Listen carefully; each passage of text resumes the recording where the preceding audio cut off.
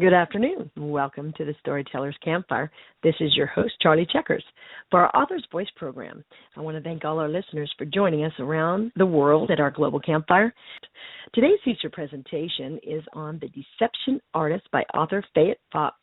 This novel was shortlisted for 2 awards, the Edinburgh International Festival First Book Award and an Amazon Rising Star Award.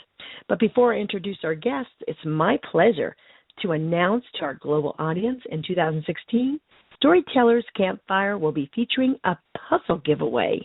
This exclusive puzzle, which has a Storytellers Campfire's famous campfire logo. This puzzle is challenging because the image of the campfire is so similar all throughout the puzzle, but when it's all put together, it's the beautiful puzzle at our warm campfire. There are only 12 puzzles to be given away out, one each month. So here is how you can enter to win one. Each month, for people to register or to become a member at our website, storytellerscampfire.org, or you can email us for a puzzle entry. Then you automatically are entered into the monthly drawing. You only need to enter or register once, and there is no charge to enter or register. We'll announce the winner on our shows each month, and we will post it on the website as well. You can also go to our website at www.storytellerscampfire.org and click on the puzzle giveaway. Now let's take a short commercial break, and we'll be right back for a feature presentation. What if you got rewarded for every good decision? What if your heart had a special way of letting you know it appreciates your healthy choices? I've got to get my family to eat more vegetables. Amazing! And instead of cooking with butter tonight, I think I'll saute our veggies with heart-healthy oil. You're a genius! So really, would your food choices pay off in heart health? Did you know that when you replace bad fats with healthier fats, like those in canola or other vegetable oils, it can lower bad cholesterol levels, and that's good for your heart. Here's a winning idea. Take up the challenge for good health, because the you of the future will say, Fantastic! Learn more at heart.org/facethefats. Canola Info proudly supports the American Heart Association's Face the Fats campaign.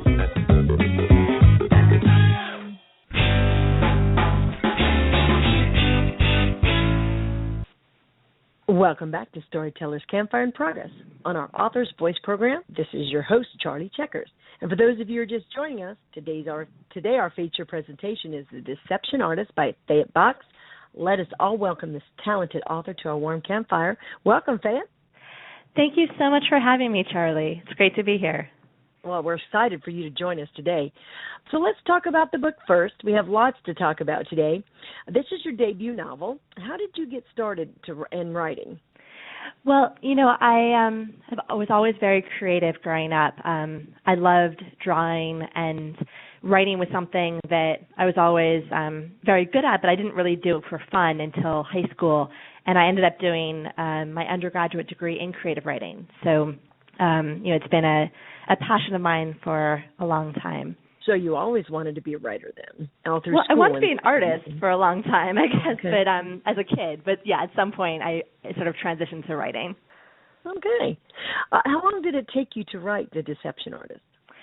So I started writing The Deception Artist in November of 2006 as something called National Novel Writing Month, which is also known as NaNoWriMo.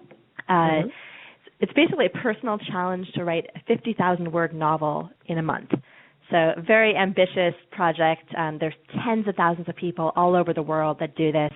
And the idea is, a lot of people feel they've got a novel inside of them, but are too afraid to even get started. And so the idea of NaNoWriMo is it's a push just to start. And it's just supposed to be, a bad first draft. It doesn't have to be good. It probably won't be good. That's okay. But you get started, you sit down every day, and you're supposed to write 1,700 words to stay on track for the word count. Mm-hmm. And then at the end of the month, you've got a first draft, and you've got something to then edit and make better. And, you can spend as long as you want actually working on it at that point. So that's how I got started. And I had no idea that it would take 5 years. I think if I had, I probably wouldn't have had the guts to start. So I'm glad I didn't know. Okay. What type of support and encouragement did you get through your writing process?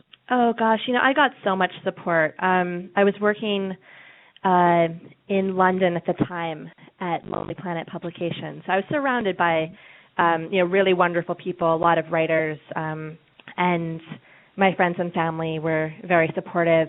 I think a lot of us tend to keep our personal projects to ourselves, I think a little too much. And I think there's actually a real difference between sharing the actual work that you're working on and before it's ready, perhaps, and letting people know that you're working on something. And so while I kept the actual manuscript to myself for a long time, I let everybody know that I was writing a novel. And so I had so much support because people, everyone was kind of rooting me on, which felt really good instead of it being this kind of private thing. Oh, no one knows I'm working on it. And I think I thrived so much off that encouragement and support. Mm-hmm. Well, it's good to have a good support system with any project. Our listeners, and Definitely. myself included, are very curious to know if Ivy's based on you. Well, I actually, she's not, but I think if I had known a kid like Ivy while I was growing up, I think we would have been good friends because I love her so much as a character. She's got a vivid imagination, and she tells lies so that people will like her, and she has such a quirky way of looking at things. I think she's a lot of fun to read and to write. Yeah, she is. Is the story inspired by the things or people that you grew up in the 80s? So I think of it as like kind of a shoebox diorama, and so the time and place is lifted from my own childhood. So the Deception Artist is set in the Bay Area in the late 80s during the recession, and that's where I grew up, same as Ivy. And so that's kind of the backdrop, the diorama in the little shoebox. We've got like the kind of paper cutout, the rolling hills and the buildings, whatever. And then I've created these plasticine characters and kind of plunked them down in that shoebox. And those are my fictional characters, and those are completely made up. And then, once I've got them in that shoebox, they dance. They do their thing. They interact. They laugh. They cry. And that's the fiction, and that's completely made up. Wow. Why the viewpoint of an 8-year-old? That's just kind of how it came out. When I started writing this book so quickly because it's for National Novel Writing Month, and that's part of the reason I set it in the time and place of my own childhood, actually. I didn't have the luxury of time to research something. If I had wanted to set something in, Morocco during the turn of the century, I would have had to do a lot of research, and there wasn't time. So I'll keep the backdrop simple. And when I just started writing the book, I don't know, it came out as being from Ivy's point of view, and I loved seeing the world from her perspective. I thought that was a really interesting place to be in. She's got this amazing imagination. She's very precocious in some ways, but she also, she is just very much a child. And the book is for adults, so sometimes we as the adult reader know more about what's going on in her world than she does. And I love that dynamic. Yeah. When I was reading The Deception Artist, on page 33, Ivy has drawn some art for her brother Bryce for him to enjoy during the stay in the hospital. But before the visit, she's daydreaming at home about what it would be like to have his room, as he got to pick because she wasn't born yet when they moved there. So she had to take what was left, the last room. So she designs, I think that's awesome. She designs a rough blueprint about how her furniture would look in his room on paper. Her dad taught her how to draft or a little bit about it or whatever, and so she does that. Unfortunately, it was in the whole stack of artwork she brought with her to hang for him in his hospital room. And I really felt sorry for her when Bryce accidentally saw the blueprint, and I was upset and Bryce was upset that Ivy had made it. So my question is, I think she had felt better about the situation and didn't think they were keeping things from her if they had explained things better to her about his condition. Because I think she probably got that maybe he wasn't coming home, and that if so, then it would good waste of a good room. So that's right. That's my question. Do you think that if the parents had been more open with Ivy, about Bryce's condition or explain things better to Ivy, that she might not have got all these, thoughts in her head, and it would have been better for her? Yeah, I think that actually that idea comes up again and again throughout the novel, that Ivy, she has these worries about what's going on around her, and often if she were able to ask the adults in her life, hey guys, I'm worried about this, what's going to happen, that I think it would be better for her. But she often she's very superstitious, and I think often Ivy is afraid that if she actually voices that concern, it'll make it true. So her brother Bryce, who's 12, he's sick in the hospital. Her family says that it's appendicitis, but what does that really mean anyway? Is that true? Is he going to be okay? That if she asks her parents, Mom, Dad, I'm really worried about Bryce. Is he going to live? Is he going to die? That she's afraid that's the thing that's going to kind of make it make it so that he won't come back. And later in the book, the parents are having some difficulties with their marriage. And again, Ivy is so worried, are they going to get a divorce? And she feels she has to keep that inside. And I think there's something very relatable about that from when we were all kids, that we have these worries, but either we aren't quite sure what question to ask, or we're afraid that we can't ask for some reason. So the answer might not be something we want to hear. Yeah, probably. Definitely. Yeah. So maybe better just to kind of hold that worry inside. I think a lot of it'll work out. Exactly. Something that I played with a lot in this book is this idea of childhood as a place of amazing possibilities and imagination, and but also very strong emotions and powerlessness. And I think I was trying to kind of, among other things, dispel this myth of childhood as this kind of happy-go-lucky time when, kids have no worries, they don't have to go to work, they don't have bills to pay, which is true. But I think, kids have worries too, and they're kid-sized worries, and to them it feels very real. And I wanted to kind of pay tribute to those very real concerns. Also, when I was reading, I find that her daydreams or visits about her future artist self, especially the one at 28 years old, while she's living in Asia. And I really couldn't decide whether it was really happening or not, even though I know that Ivy knows that it's a daydream. But these daydreams are pretty real to Ivy. So on 68 and 69 pages, she's sitting in her beanbag, and I think the beanbag is like a transporter or something. She daydreams a lot in the beanbag. She kind of snuggles in, and she sees her artist self 20 years in the future, and you have her describing herself running her hands over the paintbrushes, which feel soft like the ends of her braids. But she also can smell incense burning. So she's really immersed herself in these daydreams. She sees the orange cat that she knew she wants to have when she grows up, and his name is Marmalade. She even bends down to pet the animal.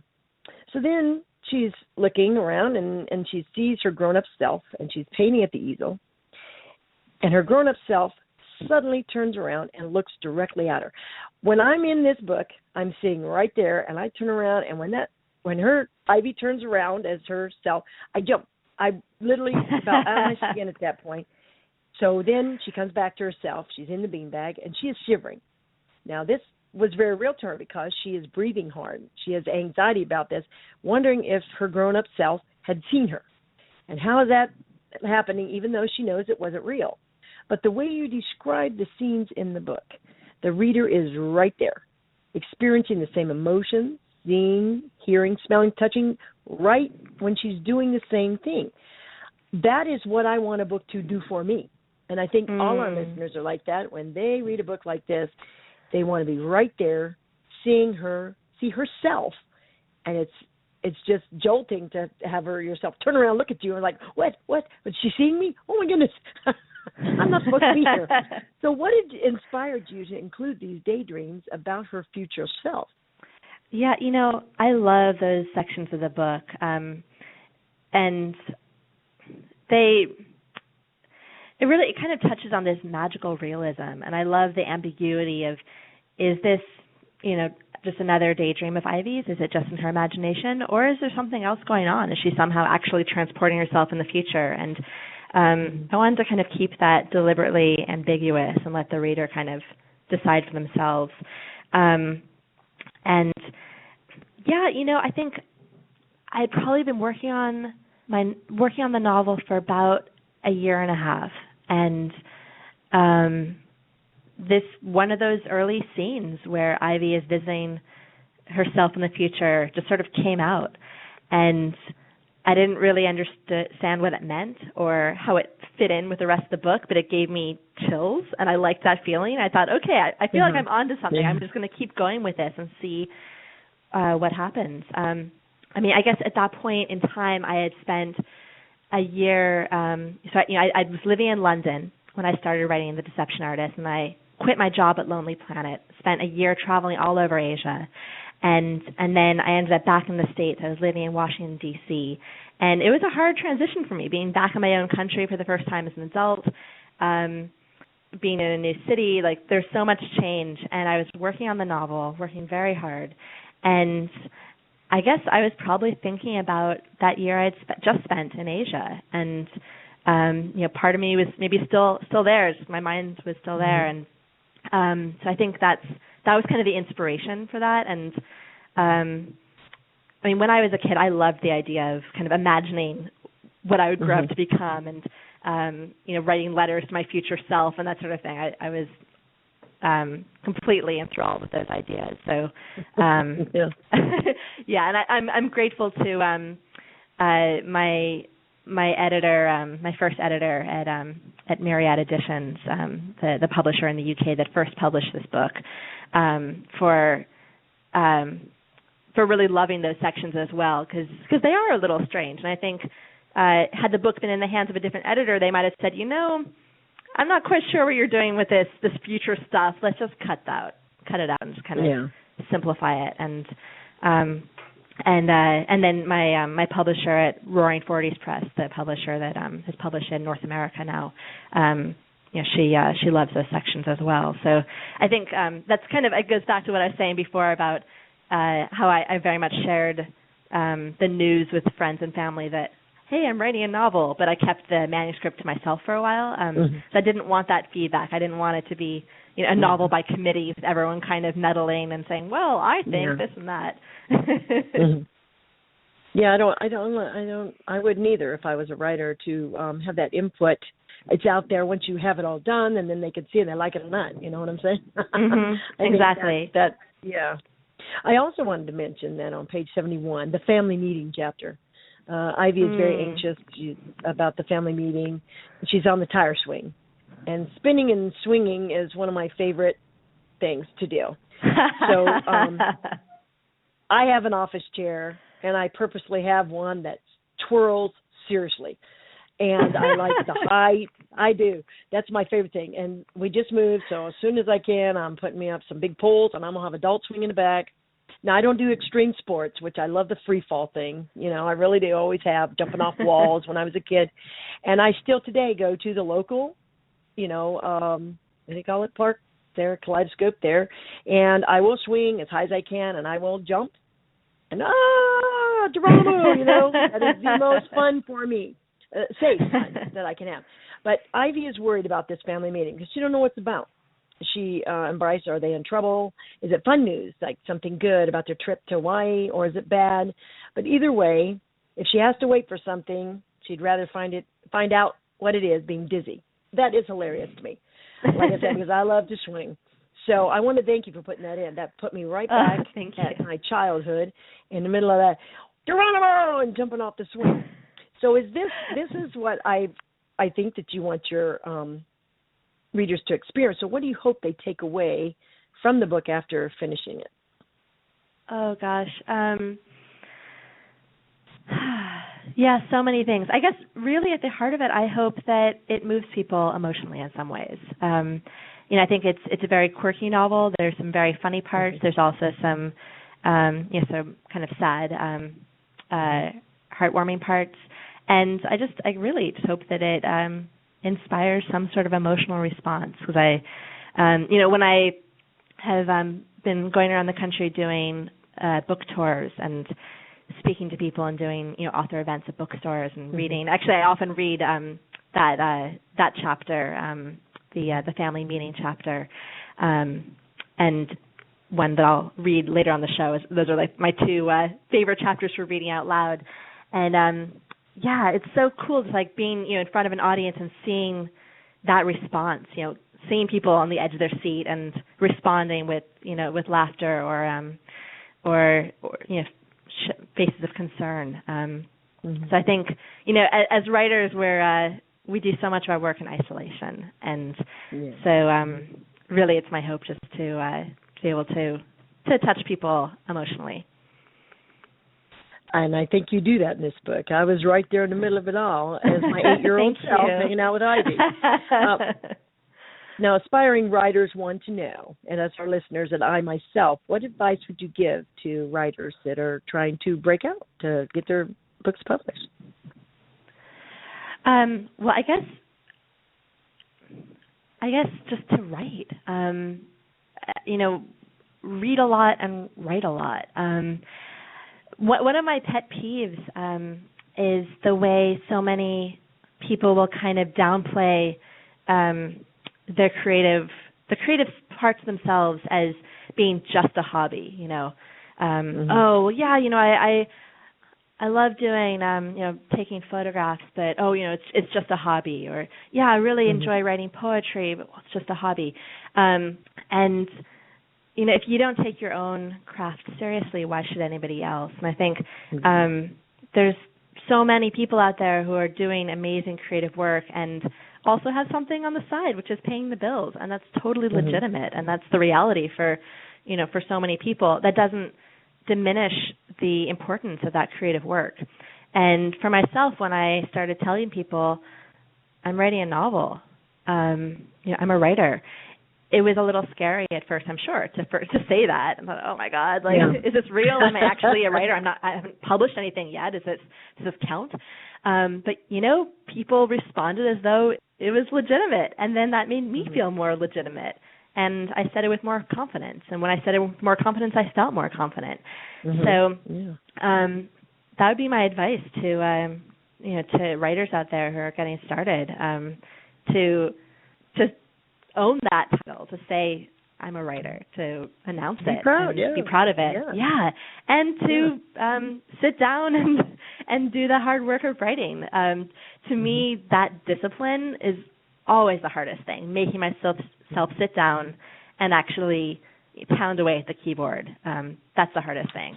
Anything that happens after that, like plot and characters, all of those difficult things, that's for me easier than actually making myself sit down. I hear that from a lot of people too. Well said, and great advice from Fayette Fox. We are going to be privileged, listeners, with a short 5-minute reading after we get back from a short commercial break. Do you see that doggy in the shelter? Hi, I'm Buddy, the adorable puppy you adopted from the Humane Society. Meow. I'm Whiskers, a fluffy kitty, just waiting for someone to love me. When you adopt a pet, we hope your new furry friend will become a cherished member of your family. And as Buddy and Whiskers will tell you, the key to success is following the rules to love by. Well, that's right. Please give me food, water, and exercise every day. To stay healthy, I need the same kind of things you need. Talk to me. I like hearing your voice. You're my best friend. Please don't stay mad at me or lock me up as punishment. Remember, I'm probably going to live 10 to 15 years, so take care of me when I get old. One day you'll need someone to take care of you, too. A message from the Montgomery County Humane Society. Visit www.mchumane.org for the complete rules to love by. Be your best friend for life.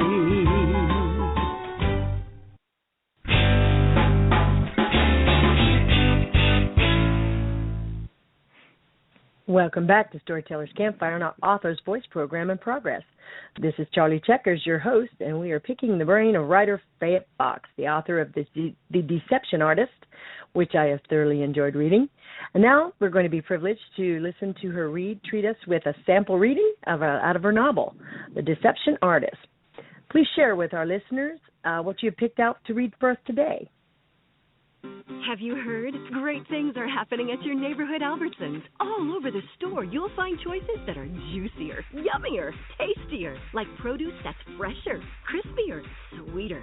With better-than-ever selection, more amazing choices, and savings down every aisle, your trip to Albertsons is sure to be a whole lot nicer, quicker, happier. Your store is just better. Come in today. Check it out for yourself. The holidays are in full swing, and Albertsons can help make it a season of savings. For special meals, get fresh Steakhouse Choice Beef New York Steak bone-in for just $5.99 a pound.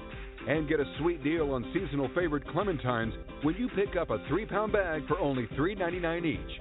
And for easy snacks and get-togethers, Frito-Lay's party-sized chips, selected sizes and varieties, are just $2.99 when you buy 3. Fresher meats, juicier produce, better holidays. Albertsons, it's just better. Hey, it's Niecy Nash, taking a break from my new TV Land sitcom, The Soul Man, to talk to all you moms out there. My character, Lolly, is a mom, too, and she's pretty fierce when it comes to protecting her family. But all moms need to remember to take care of themselves, too, especially when it comes to heart disease. It's the #1 killer of women, but you can reduce your risk through healthy diet and exercise. So spread the word and take care of yourself. Find out more at GoRedForWomen.org.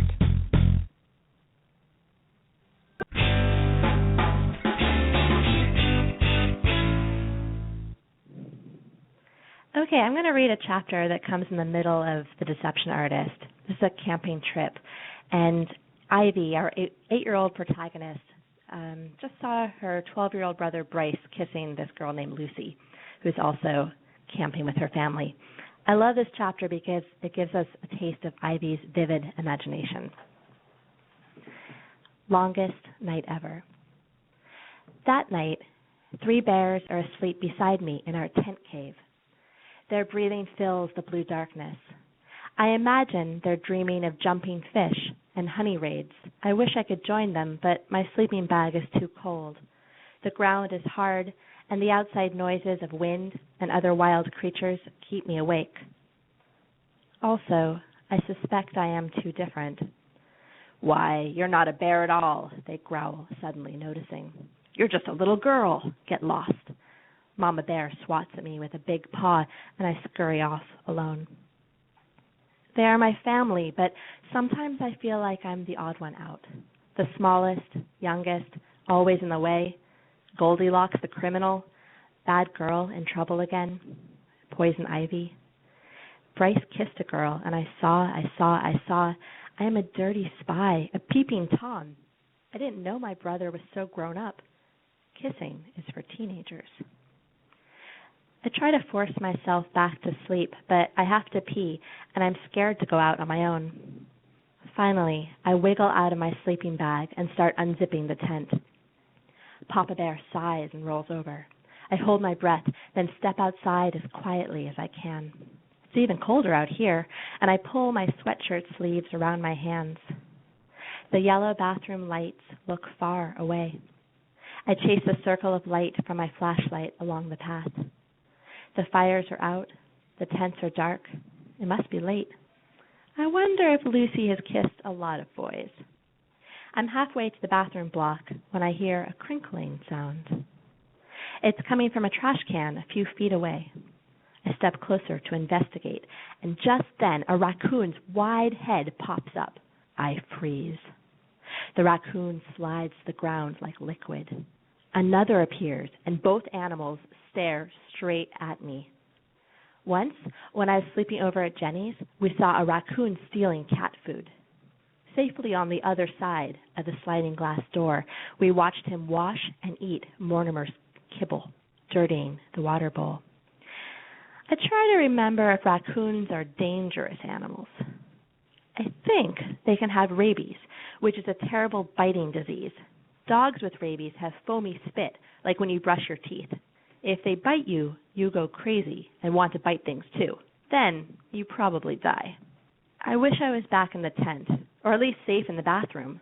The raccoons stare at me from behind their dark masks. I stare back. I can't stand here forever because I'm cold and have to pee. I want to yell for Dad, but I'll get in trouble if I wake up strangers.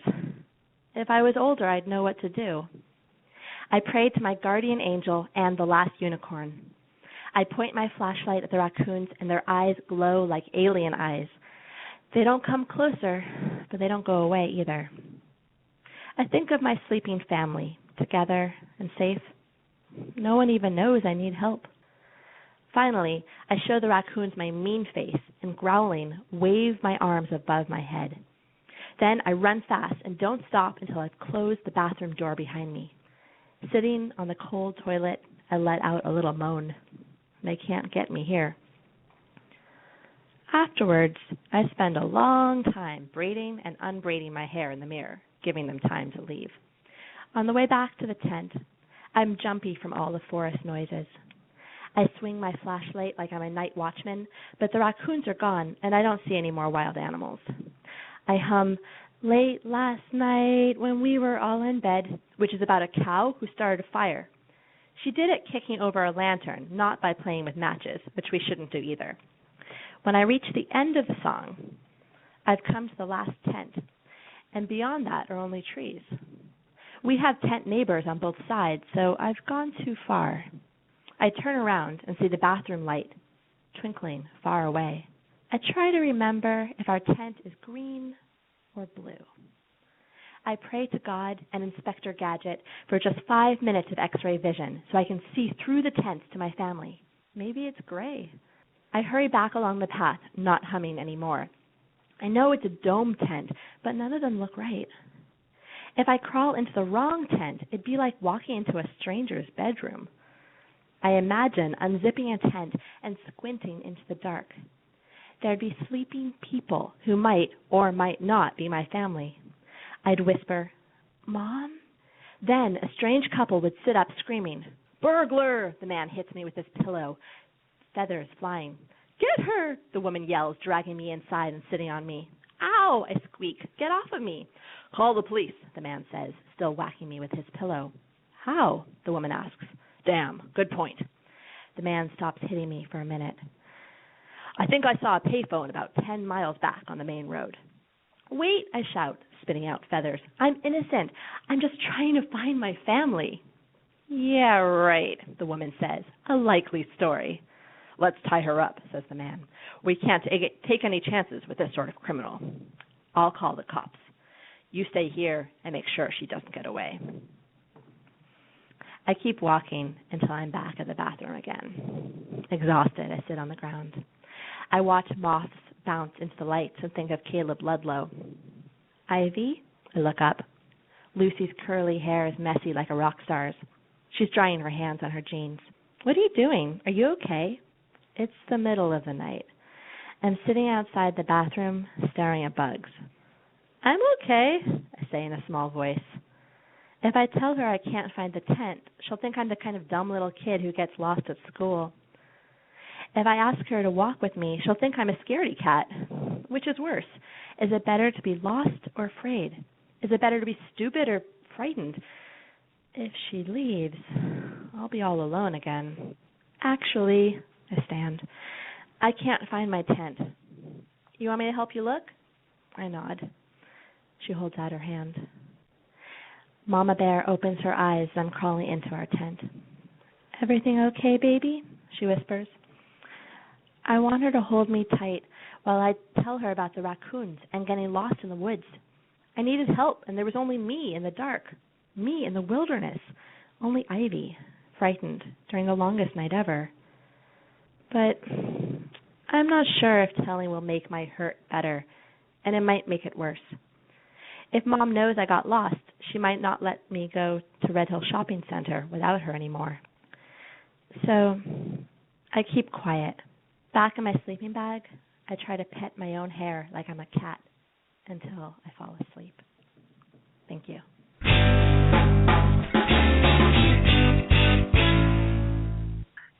Thank you for sharing that reading with our listeners, Fayette. Now I would like to share with our listeners a few short reviews for the Deception Artist.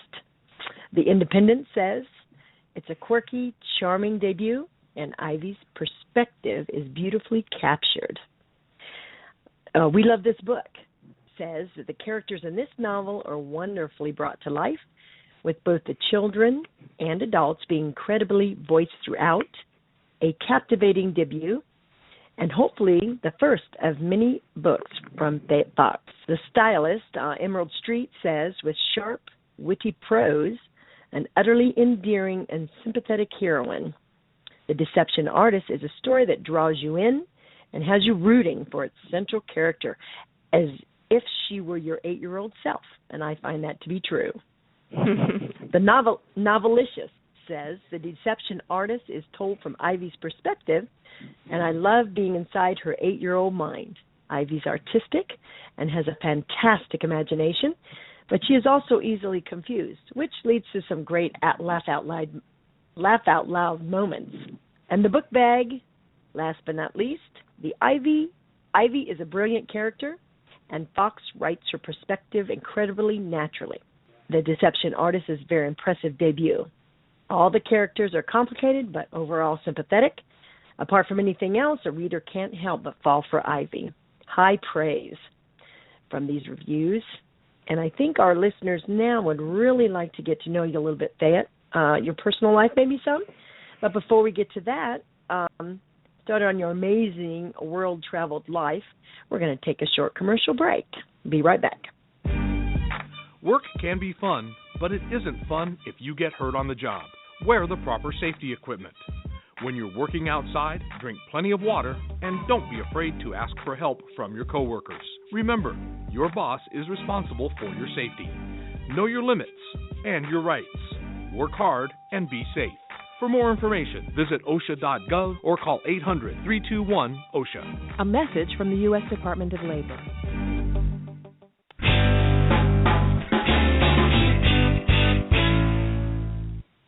Welcome back to Storytellers Campfire on our Author's Voice program. For those of you who are just joining us, I'm Charlie Checkers, your host for this afternoon, and we're speaking with Fayette Fox, author of The Deception Artist. Now, our listeners really want to know about you as a world traveler. You're visiting places all over the world. London, I think you mentioned that you lived there, Asia.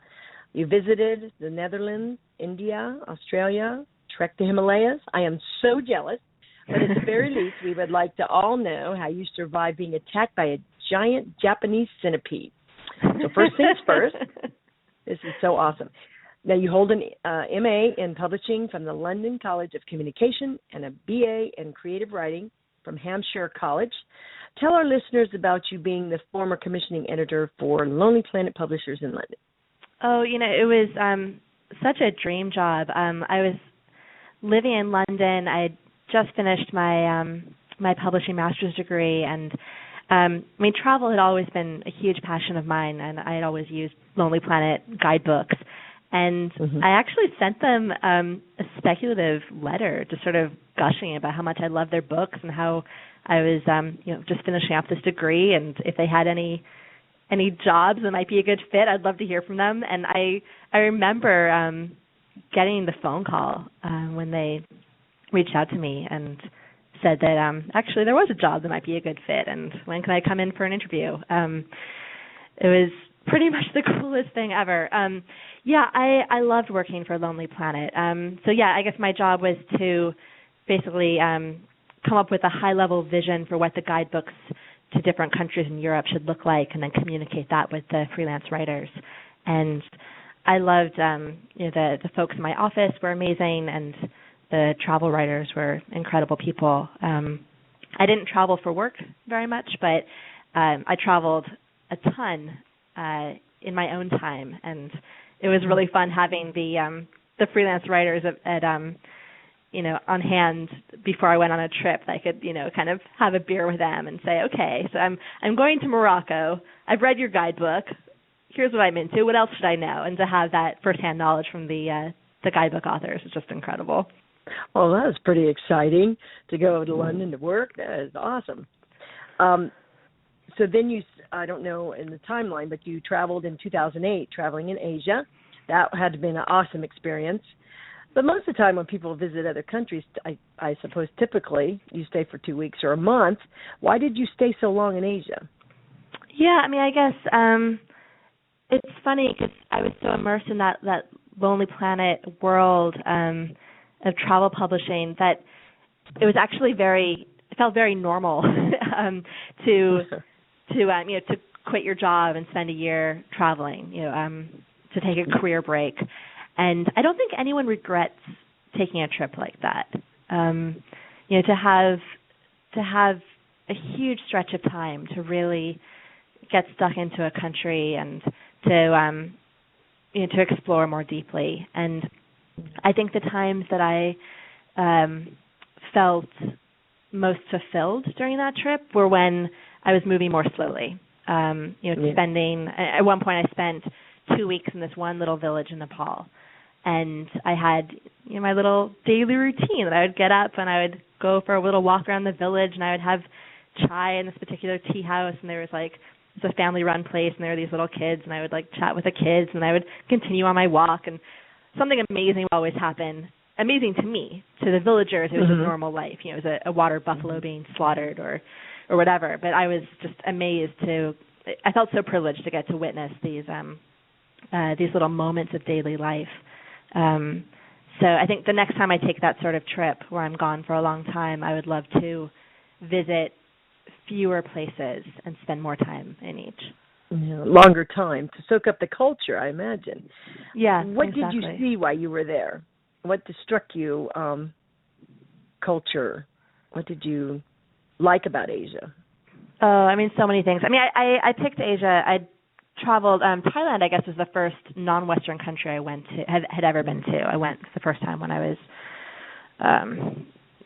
maybe 22 or 23. And it's just I love the sense of humor of the Thai people. It's a fun country to travel in.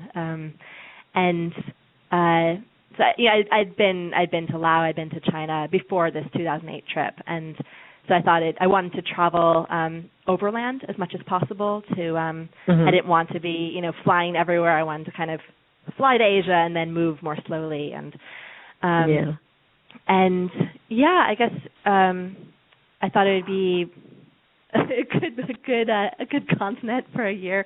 I don't know, but I had so many amazing experiences. At one point, I was volunteering for this grassroots nonprofit in Rajasthan in India. I had been hired as a volunteer teacher, teaching these untouchable caste Dalit teenage girls English and crafts, and which is cool, learning English and crafts. But I ended up really bonding with the other volunteer teacher. She was Australian, and we started brainstorming. And we thought, well, what do we both know by nature of our Western educations that we could teach these girls that would actually be more valuable than English and crafts? And we put our heads together, and we ended up devising these multi-day interactive workshops on different health topics. So there was a day on nutrition, a day on exercise, and several days on sex ed. And we just totally blew their minds. And it was one of the coolest things I ever did, just to kind of to teach these girls, about just the science of this is how your body works, and this is how to stay healthy and safe. And that was an incredible opportunity. What didn't you like about Asia? What didn't I like? I don't know. Mosquitoes are never fun. No, I guess not.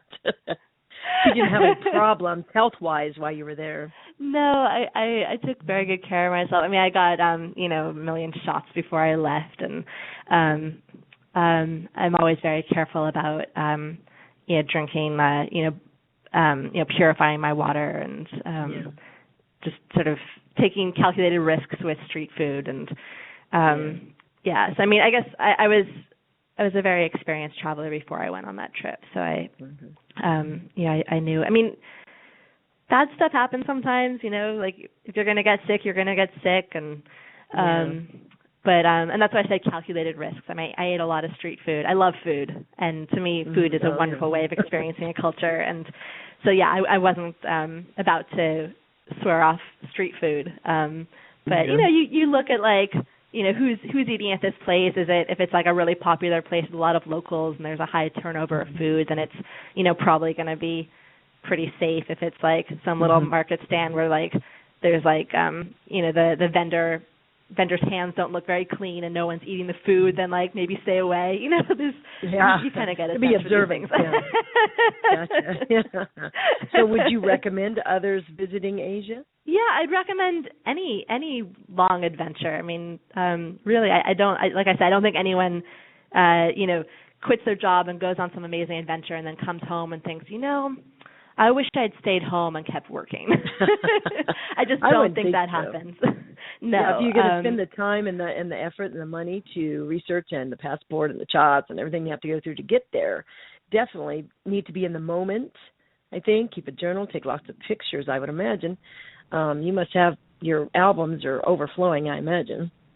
So, I think that would be the way to experience a different culture. Yeah, I mean, for me, it's so much about the people, making those connections. It's like I had this one experience in China where I was like kind of in this remote mountaintop village, and I saw these women who were helping plant rice plants, like in these rice paddies.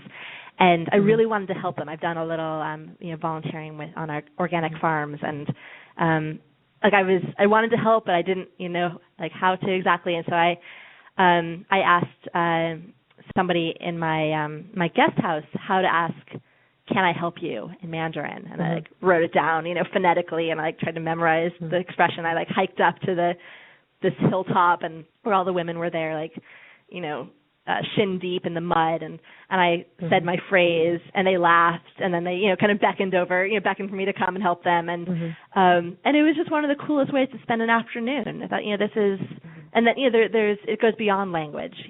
I was a woman amongst these women helping with the farming, and that's such an honest way to interact. I loved it. Yeah, well, that was nice experience. So you had an epiphany while in Nepalese, right? While trekking the Himalayas. We are very interested to hear about that. So, yes, I spent 3 weeks hiking, trekking the Nepalese Himalayas, and just gorgeous. I mean, I love hiking, and it was some of the most spectacular scenery in the world. A lot of it's at very high altitude, and it's intense, physically and emotionally. It's hard. And yes, I was hiking up this mountaintop. It was actually at this mountaintop temple, and I guess I had just recently turned 29, and so I was at the top of this, at this temple, kind of way up on a mountain, looking down to this valley, and there's more mountains way higher up than me, so it's kind of just everything is just the scale of it's unbelievable. And I started kind of musing about where I was at in my life, and I thought, what do I want to accomplish before I turn 30? And I think I'd spent a lot of I'd spent most of my 20s living in London. There's so many opportunities, so much just amazing culture there, and I'd kind of flitted around a lot. I lacked focus, and that was fun for me at the time. I'll do a little bit of this, a little bit of that, and I thought, okay, what do I want to accomplish before I turn 30? And I thought, I want to just really pick one creative interest and focus on it for a year, and just kind of see where I can take it. Like I said earlier, I loved visual art when I was younger, and I also did comedy improv, and they've kind of had all these different things. And I thought, okay, I'll pick one thing. I'll pick writing, because I had already spent a year working on The Deception Artist at that point. So I'll, choose writing. I'll finish up the novel in a few months. How long can it take, right? And then I'll, continue on spending the rest of that year writing other things. And so I ended up, at the end of that Asia trip, I ended up sort of circumstantially back in the States, and eventually in D.C. And I really took that moment on the mountain to heart, and really kind of put all of those other interests on the back burner, and just really for the first time in my life focused. And what do you know? I was able to accomplish so much more when I really focused on my writing, and the novel wouldn't have happened if it wasn't for that focus. Yeah. Well, that's good. We need to re-examine, sometimes our lives and where we're going, and or responsibilities, but if you can do that, to take time off to visit other countries or do something that you find fun and you enjoy. What is that if you have fun doing, something you enjoy so much and you're not working at all, and that's the goal, I think, to do. Yeah, I like so that. We're almost I think that's out true. of yeah. We're almost out of time, but one more question before you let our listeners know how to contact you. Let's talk about the survival of the attack by that giant centipede. What was that all about? Oh my God! Yeah, I was camping on this island in Japan. It was east of Tokyo, and it's a beautiful, beautiful island. It's actually free camping, and there's not much that's free in Japan, so that was pretty amazing. Yeah. But there's all these horrible things you have to protect yourself from. There's this beautiful tropical lagoon where you can go swimming, but you've got to wear your clothes while you're swimming, because otherwise something will sting you in the water. And anyway, so I'd gone swimming in these thin hiking pants, and then I'd hung them up on a bush to dry. And several hours later, the pants were dry, so I was kind of shimmying into the pants when I suddenly felt this very intense jabbing pain on the side of my knee. And it felt like this giant clothespin that had just jabbed me right in the fleshy part of the knee. And I was like, oh. So absolute reflex, without even thinking, I just started pulling the pants right back off again. And then I saw the biggest centipede ever, maybe 7 inches long, this massive, and it's sort of slithering away. And I had a phobia of centipedes before this. I'm really fascinated by insects, but centipedes were the one kind of bug that I was always a little creeped out by, and this is the biggest, saddest centipede I've ever seen in my life. And my knee swelled up and and it was outrageous, and it was so painful. And I only spoke a few key phrases in Japanese, and how do you pantomime I've been bitten by a giant Japanese centipede? Do I need to find a hospital, or am I going to be okay? Fortunately, I survived. It took about a week for the swelling to go down. It was intense. But when I eventually did a little internet research, I found out that this is kind of this rite of passage amongst expats in Japan to be bitten by this giant centipede, and they saw it as a real badge of honor. They're like, yeah, been living in Tokyo for 6 months now, been bitten twice. So I felt like I'd kind of been indoctrinated into this clan of survivors. That's very cool. Well, it wasn't a happy time at the moment, but it's I survived that. Exactly. Top that. What? Yep. Well, you have led the most extraordinary life. Our listeners would like to know how they can contact you. So share with us all your social media and website. Yeah, the best way, you can reach out to me via my website. It's just FayetteFox.com. Okay. All right. Well, it's very easy. Awesome. Well, I want to thank you for sharing with our listeners about your novel, The Deception Artist, and a little about your life. And we have certainly privileged to be able to hear about your worldly travels and experiences, Fayette. Any last words for our listeners? Oh, just thank you so much, Charlie. This has been so much fun chatting with you today. Oh, it has for me, too.